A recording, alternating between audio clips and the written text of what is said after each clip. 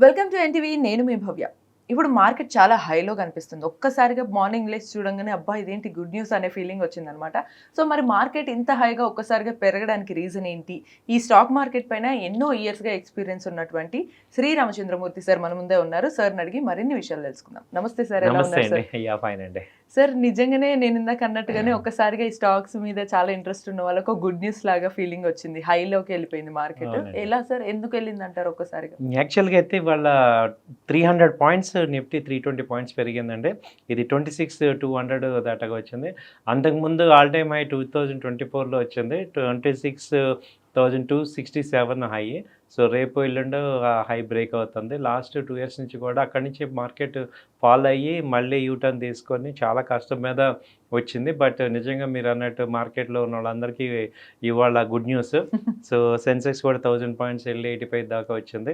So మేజర్‌గా companies అన్నీ కూడా పాజిటివ్ వచ్చాయి. లాస్ట్ 1 ఇయర్ నుంచి చూస్తుంటే ఎస్పెషల్లీ లాస్ట్ 6 మంత్స్ నుంచి బాగా డౌన్‌గా డిప్రెషన్‌గా ఉన్న మార్కెట్స్ వాళ్ళందరికీ కూడా ఈ ర్యాలీ అనేది ఒక హ్యాపీ మూమెంట్. ఎందుకంటే ఇందులో అంతకుముందు కూడా చాలా సార్లు ర్యాలీ వచ్చింది కానీ సస్టైన్ అవ్వలేదు. ఎందుకంటే మేజర్‌గా ఫండమెంటల్‌గా అక్కడ బ్యాకప్ లేదు. ఎందుకంటే ఒక పక్క ఉక్రెయిన్ వార్ ఉంది. ఒక పక్క అమెరికా షట్‌డౌన్, ఒక పక్క ఇంట్రెస్ట్ రేట్లు, ఒక పక్క ఈ ఇజ్రాయెల్ ఈ గొడవలు ఇవే అన్‌సర్టెనిటీ ఉంది. సో ఈసారి ఏమవుతుందంటే ర్యాలీ సస్టైన్ అవ్వటానికి మెయిన్ రీజన్స్ ఏంటంటే దేర్ ఆర్ 5 బేసిక్ రీజన్స్.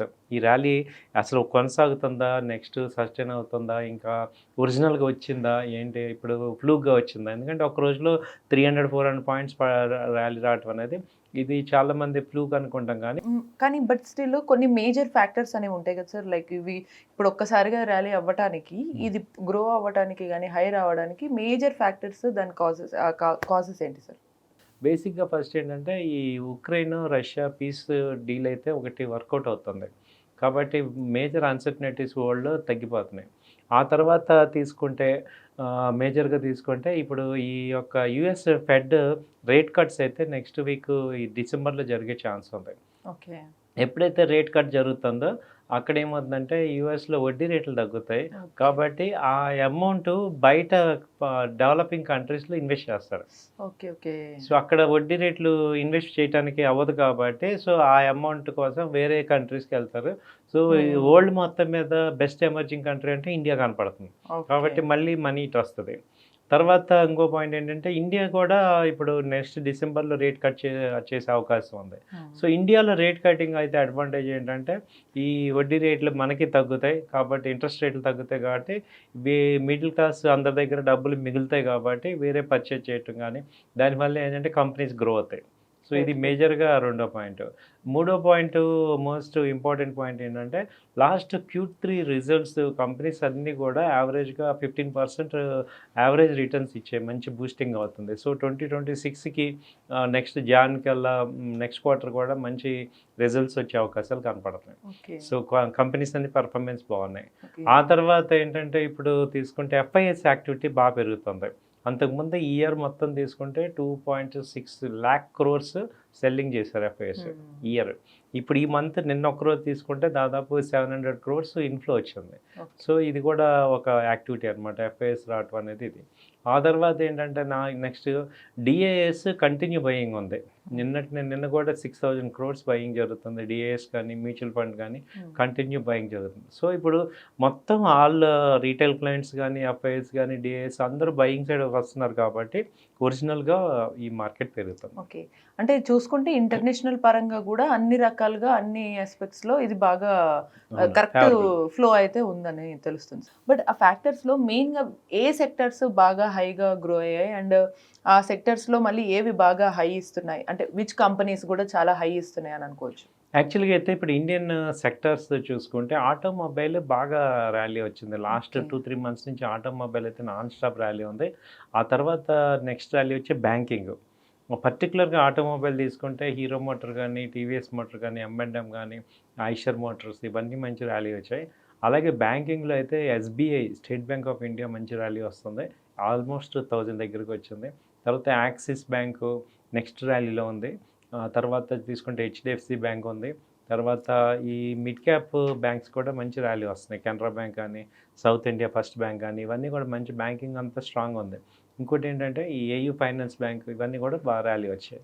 ఆ తర్వాత తీసుకుంటే నెక్స్ట్ ర్యాలీలో ఏం పార్టిసిపేట్ చేస్తున్నాయి బాగా చూసుకుంటుంటే మనకి ఈ స్టీల్ సెక్టర్ ఒకటి బాగుంది. సో ఇప్పుడు నెక్స్ట్ ఎమర్జింగ్ ర్యాలీ ఏముందంటే ఫార్మా, ఐటీ వాటి మీద ఇప్పటిదాకా టారిఫ్స్ ఇవి పెంచుతున్నారు. ఇవన్నీ న్యూస్ అంతా కూడా అయిపోయి యూఎస్ డీల్ అయితే జరిగే ఛాన్స్ ఉంది కాబట్టి నెక్స్ట్ ఇప్పుడు ఫార్మా, ఐటీ కూడా మంచి ర్యాలీలో పార్టిసిపేట్ చేస్తారు. ఓకే సార్, ఇప్పుడు బ్యాంక్ నిఫ్టీ టాప్ 50లో హై ఉంది కదా మార్కెట్లో. సో ఈ హై ఉన్న మార్కెట్లో which top 5 companies can we invest on which companies sir?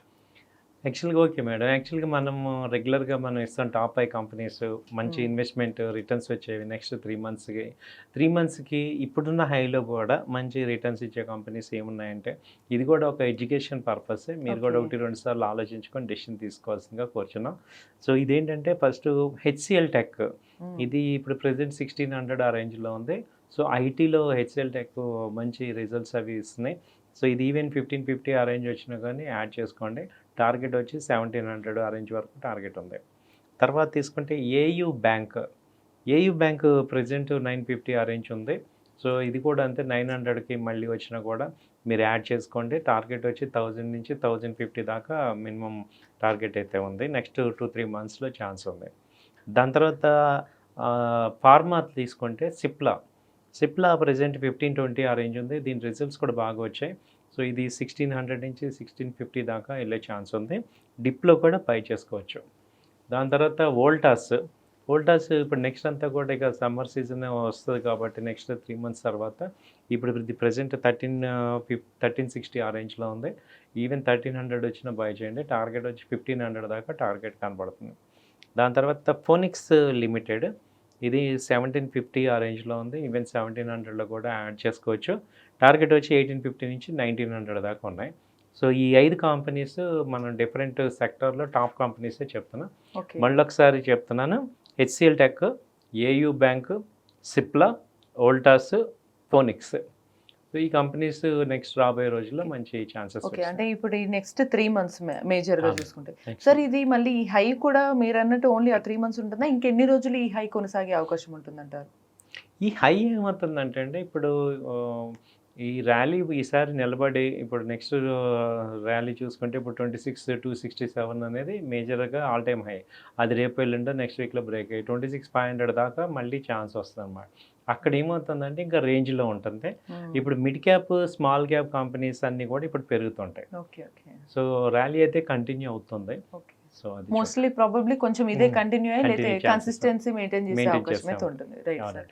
So చూసారు కదా, ఇప్పుడు మార్కెట్ ఎందుకు హై అయింది, దాని ఫ్యాక్టర్స్ ఏంటి తెలుసుకున్నాం. ఎట్ ద సేమ్ టైం ఇప్పుడు మార్కెట్ హై ఉన్నప్పుడు టాప్ 5 కంపెనీస్లో వేటిలో ఇన్వెస్ట్ చేస్తే బాగుంటుందని కూడా సజెషన్స్ ఇచ్చారు. బట్ బిఫోర్ దట్ మీరు ఒకసారి మీరు కూడా క్రాస్ చెక్ చేసుకొని ఇన్వెస్ట్ చేసుకోండి. ఇటువంటి మరిన్ని ఇన్ఫర్మేటివ్ వీడియోస్ కోసం కీప్ వాచింగ్ ఎన్టీవీ.